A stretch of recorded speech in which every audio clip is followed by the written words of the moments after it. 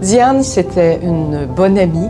C'était une femme simple, facile d'approche, très sympathique, qui n'avait aucune prétention, qui était d'une grande générosité.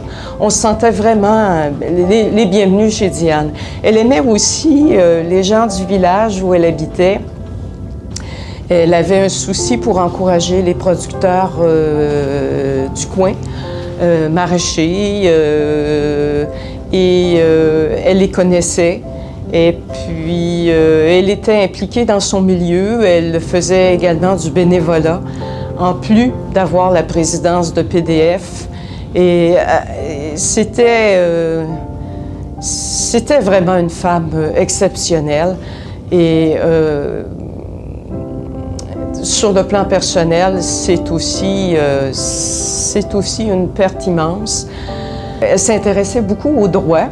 Elle m'avait déjà confié que, des fois, on parle comme ça et on dit « Ah, si c'était à refaire », elle m'avait dit « Si c'était à refaire, j'aurais étudié en droit, je serais devenue avocate pour, justement, défendre les droits des femmes. » Et je me souviens d'elle aussi comme étant une maman très attentionnée.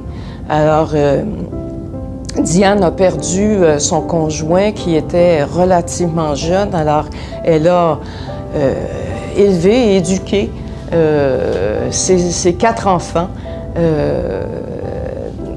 Et elle m'en parlait toujours avec beaucoup, comment je dirais, beaucoup d'humour. Elle me rappelait des anecdotes quand ils étaient jeunes. Et elle était très attentionnée par rapport à ses enfants et aussi ses petits-enfants. Et elle est partie malheureusement prématurément. Elle venait de prendre sa retraite il y a à peine quelques années. Elle était en pleine forme. C'est consternant de voir qu'elle aurait pu avoir encore plusieurs bonnes années devant elle de militantisme, d'implication au niveau des droits des femmes, sur le plan intellectuel, avec ses enfants, voir grandir ses petits-enfants et profiter de la vie comme elle savait en profiter. Mais finalement, la maladie a mis un terme à ça. Et je suis persuadée que Diane est décédée.